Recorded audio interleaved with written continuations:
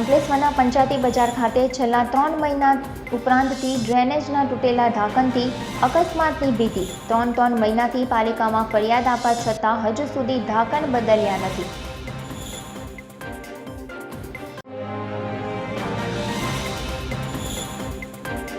અંકલેશ્વરમાં ડીવાયએસપીની અધ્યક્ષતા હેઠળ વ્યાજખોરો સામે જાગૃતિ અભિયાનનો લોક દરબાર યોજાયો।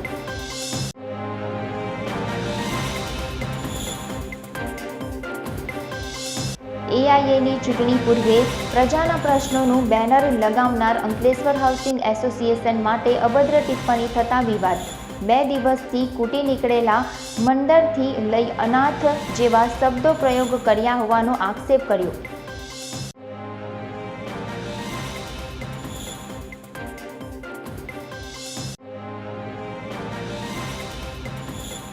ભરૂચ એપીએમસીના વહીવટકર્તા સામે શિક્ષાત્મક કાર્યવાહી કરી તમામ હોદ્દેદારોને હોદ્દા પરથી દૂર કરવાની માંગ કરાઈ।